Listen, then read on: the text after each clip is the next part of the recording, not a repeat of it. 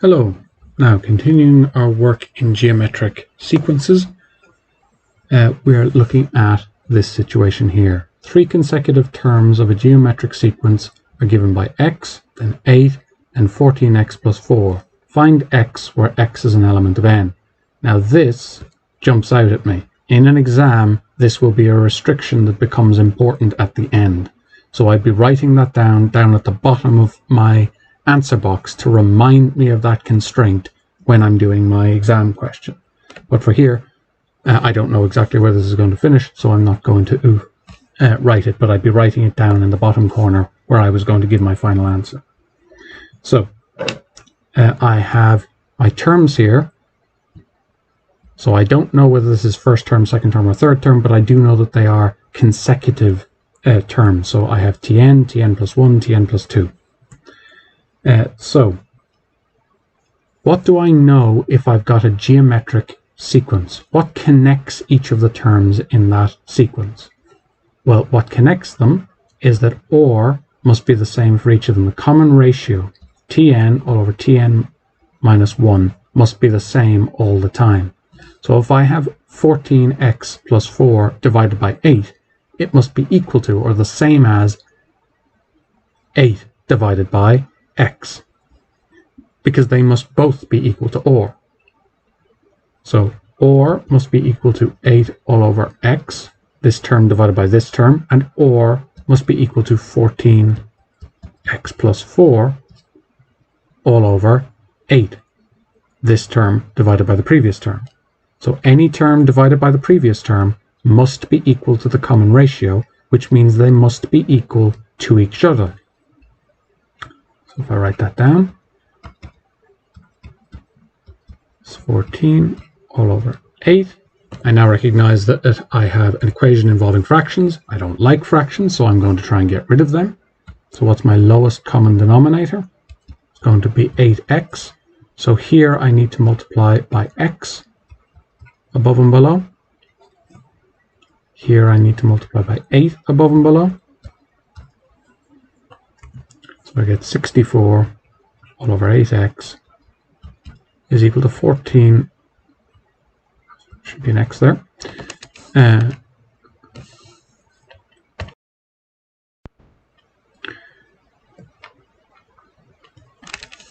14x squared plus 4x all over 8x. I now have a single fraction equals a single fraction, and they're over the same thing, so I can get rid of my fraction by multiplying both sides by the common denominator.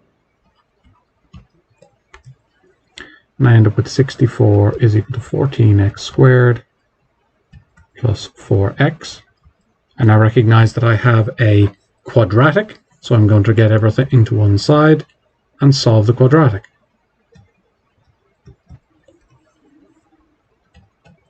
14x squared plus 4x minus 64 is equal to 0. And I recognize that I have a common factor of 2.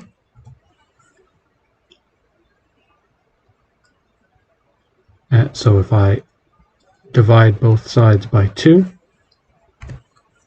I end up with 7x squared plus 2x minus 32 is equal to 0. You can use the minus b formula, or if you are reasonably good at spotting patterns, you'll be able to recognize that as we end up with 7x plus 16 on x minus 2 is equal to 0. You can use the minus b formula, there is no problem with doing that, or you can work out the pattern. We have 7x plus 16 is equal to 0, or x minus 2 is equal to 0. Rearranging that, we will end up with x is equal to minus 16 all over 7, or x is equal to 2. And this is where it becomes important that we've written down x element of n down at the bottom of our exam answer sheet, because this is the only valid solution. I'm not interested in an answer like this where I have a minus fraction. I'm only interested in x being an element of n. So x is 2 is the valid solution. So my pattern, I'm not asked for it in the question, but my pattern would have been 2, then 8, then 14 by 2 plus 4. So I would end up with 2, then 8, then 28 plus 4 is 32. So my pattern is geometric, and I end up multiplying by 4 each time. So my common ratio in that case would have been 4. So just for completeness, I'm not asked for it in the question, but my pattern here would have been A on or to the power of n minus 1.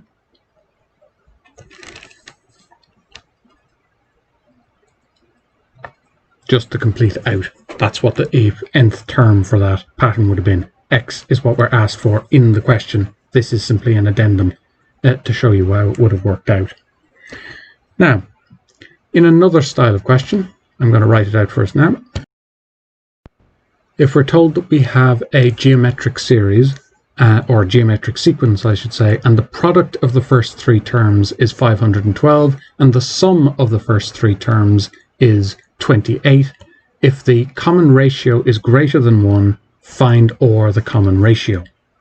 So, what do we know? We're dealing with a geometric pattern, and we're dealing with terms in a geometric pattern. So I'm immediately going to write down Tn is equal to A on or to the n minus 1. And I'm told about the first 3 terms in that pattern. So let's write down what the first 3 terms would be. Well, T1 would be equal to A on or to the 1 minus 1. 1 minus 1 is 0, so I end up with A, the or to the 0. Anything to the power of 0 is 1, so I'm just left with A. I didn't really need to write that out because I know that T1 is the first term and A is the first term. So that's sensible. I end up with the first term is A, T2. I don't technically need to do the substitution either because I know what T2 is. If I start at A to get to the next term in my geometric pattern, I'm going to multiply by OR. So I know my answer is going to be A OR, but just for completeness, 2 minus 1, and I end up with A OR. And I know that for T3, I'm multiplying by OR again, so I'll end up with A OR squared. So those are my 3 terms, so T1, T2, and T3. If I multiply these numbers together, so T1, the product of these numbers, T1 times T2 times T3, is equal to 512. Well, what does that look like? That's A multiplied by A OR multiplied by A OR squared is equal to 512. Well, let's tidy this up a little bit. A by A by A is A cubed. And OR by OR squared would be OR to the power of 1 by A OR to the power of 2. I'd add the power, so I'd end up with OR to the power of 3 is equal to 512. I'm not sure what to do with that, but I have an equation with 2 unknowns in it, which means I'm probably doing simultaneous equations. And let's do the other thing it tells me in the question as well, because I'm not sure where to go from here. The sum of the first 3 terms is 28. So T1 plus T2 plus T3 is equal to 28. Putting that in language like what we already know for our arithmetic stuff, that means S of 3, the sum of the first 3 terms would be 28. So just for completeness, I'm going to note that that could be written as S of 3 for a geometric series. And then we have, that would be A plus A OR plus A OR squared would be 28. So now I have 2 equations, 2 fairly unpleasant equations in A and OR. In this case, probably the easiest thing to do is a substitution. And what jumps out at me here is I have A cubed or cubed, and then I have a number here.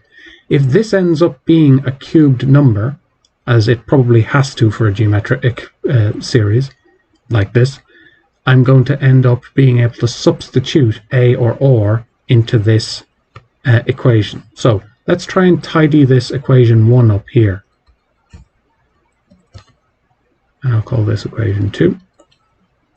So a is equation 2. Sorry, equation 1 I should say.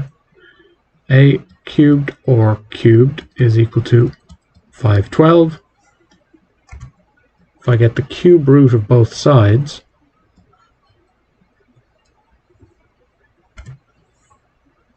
I get a or is equal to 8. So I know that a multiplied by or is equal to 8, and I know that I have this equation here as well. So I want to isolate one of my letters and sub in here so that I end up with an equation that only involves one of my letters. Now if I look at which equation I want to sub in, I have an or squared here. I don't really want to have to square stuff involving fractions. This is going to end up involving a fraction. So I'm going to isolate the a instead and sub in the a and see if that makes my life a little bit easier. You can do either, but life is easier if we recognize where we don't have to square stuff when we sub it in. And so a is equal to 8 all over or. So subbing that in, I end up with, I know that a plus a or squared is equal to 28. So I end up with 8 all over or plus 8